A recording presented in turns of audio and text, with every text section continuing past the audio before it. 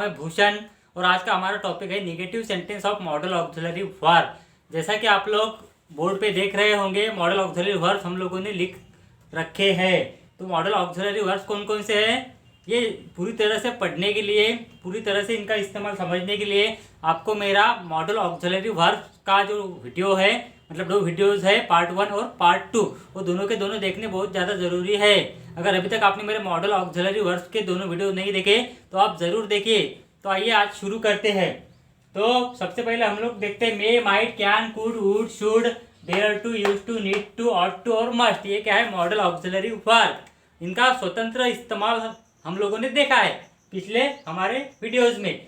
आज हम देखेंगे इसका निगेटिव सेंटेंस कैसे बनाया जाता है। तो सबसे पहले हम लोग लिख लेंगे उसका रूल। फ्रेंड्स, उसका रूल क्या है, subject plus modal auxiliary verb plus not plus V1 plus object plus complement. तो फ्रेंड्स, सबसे पहला वाला एग्जांपल लेते हैं मे। तो मे का एग्जांपल एक हिंदी में सेंटेंस लिखता हूं मैं मलकापुर जा नहीं सकता हूँ। मैं मलकापुर जा नहीं सकता हूँ। इंग्लिश में हम बनाएंगे अभी।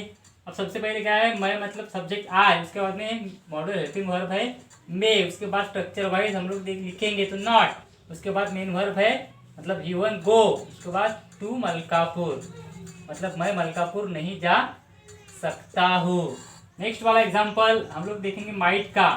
फ्रेंड्स, माइट क्या है, मे का पास्ट टेंस है। तो मैं मलकापुर नहीं जा सका, ये सेंटेंस हम लोग आगे लेंगे। मैं मलकापुर नहीं जा सका, लेकिन ये कब इस्तेमाल करते हैं, आमतौर पर परमिशन मांगने के लिए।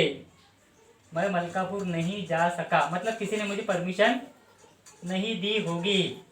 तो आए, उसके बाद में माइट, अब माइट के बाद क्या है, स्ट्रक्चर में हेल्पिंग वर्ब के बाद नॉट, उसके बाद V1 क्या है, गो टू मलकापुर। तो सेंटेंस कैसे बना, I might not go to Malkapur. मैं पेपर सॉल्व नहीं कर सकता हूँ, तो उसका कैसे बनेगा, I can not solve the paper. मतलब मॉडल हेल्पिंग वर्ब के बाद में नॉट हमें जोड़ना पड़ता है निगेटिव सेंटेंस बनाते वक्त। नेक्स्ट वाला मॉडल हेल्पिंग वर्ब है कुड। तो कुड क्या है फ्रेंड्स, आप लोगों को मैंने बताया कैन का क्या है, ये पास्ट टेंस है, तो यही हम लोग पास्ट में करेंगे। तो मैं पेपर सॉल्व नहीं कर सका, तो उसका कैसे बनेगा, केवल अभी इंग्लिश में ही लिखता हूं मैं। तो आई कुड नॉट, कुड के बाद मतलब कुड क्या है, हेल्पिंग वर्ब है, मॉडल हेल्पिंग वर्ब, उसके बाद में नॉट, उसके बाद में सॉल्व द पेपर। तो यहाँ पर ध्यान देने वाली बात यह है कि ये कैन का पास्ट टेंस कुड है, मतलब मैं पेपर सॉल्व नहीं कर सकता हूँ। तो यहाँ पे क्या क्या इस्तेमाल किया, और मैं पेपर सॉल्व नहीं कर सका, तो वहाँ पे कुड का इस्तेमाल किया क्योंकि पास्ट में वो काम हुआ। तो फ्रेंड्स, नेक्स्ट वाला एग्जांपल अब वुड।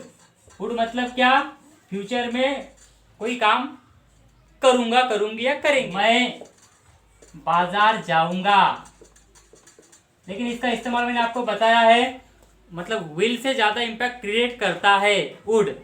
मतलब मैं बाजार जाऊंगा, तो आई के बाद मॉडल हेल्पिंग वर्ब वुड, उसके बाद में नॉट, स्ट्रक्चर वाइज।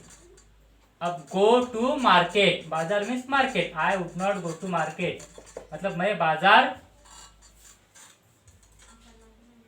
बाजार नहीं जाऊंगा।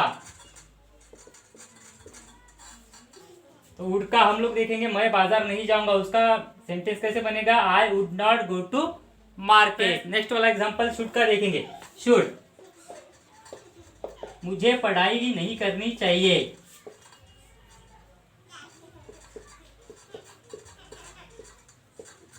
ऐसा शायद ही कोई सोचता होगा।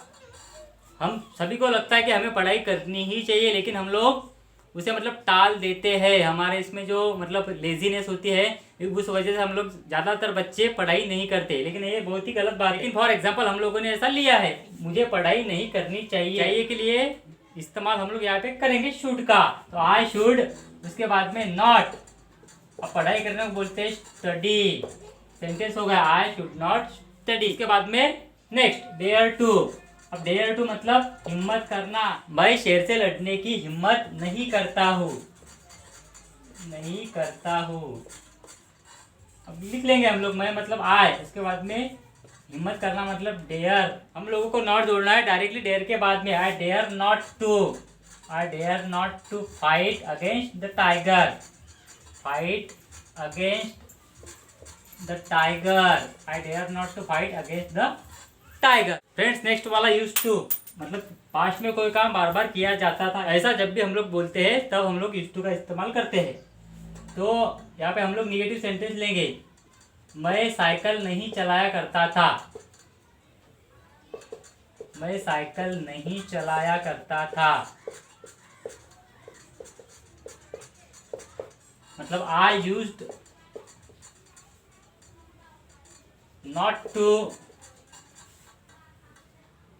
Ride a bicycle. I use not to ride a bicycle. तो नीड टू मीन्स जरूरत होना। मुझे पैसा इकट्ठा करने की जरूरत नहीं है। तो I need not to collect या फिर एक्यूमुलेट या फिर सेव भी हम लोग बोल सकते हैं, सेव मनी मतलब जमा करना। I need not to accumulate money, मतलब मुझे पैसा जमा करने की जरूरत नहीं है। इसके बाद फ्रेंड्स ऑट टू का इस्तेमाल भी हम लोग सीख चुके हैं। ऑट टू मीन्स चाहिए। तो यहाँ पर हम लोगों को निगेटिव सेंटेंस लेना है। तो मुझे बड़ों की बेइज्जती नहीं करनी चाहिए। अब I ought not to insult the olders. I ought not to insult the olders. उसके बाद लास्ट वाला मस्ट मतलब चाहिए ही, मतलब करना ही चाहिए। टाइम वेस्ट करना ही नहीं चाहिए। मुझे टाइम गवाना ही नहीं चाहिए। तो इसका कैसे होगा? आई मस्ट, उसके बाद नॉट। आई मस्ट नॉट, हम गवाने को बोलते हैं हम लोग वेस्ट या फिर लूज, वेस्ट द टाइम। तो फ्रेंड्स ये बहुत ही ज़्यादा सिंपल ऐसा एक टॉपिक। फ्रेंड्स आशा करता हूँ कि आपको ये समझ में आया होगा negative sentence model helping verb का कैसे बनाया जाता है। तो फ्रेंड्स अगर अभी तक आपने मेरा चैनल सब्सक्राइब नहीं किया तो आपसे मैं एक अपील करता हूँ, प्लीज़ मेरे चैनल को आप ज़रूर सब्सक्राइब कीजिए और साथ ही बेल आइकन को भी आप हिट कीजिए ताकि मेरे अपकमिंग वीडियोस की नोटिफिकेशन आपको मिलती रहे। तो फ्रेंड्स आज की वीडियो में केवल इतना ही। मिलेंगे किसी नेक्स्ट वीडियो में, तब तक के लिए friends take care and keep studying. Thanks for watching my video. Thank you.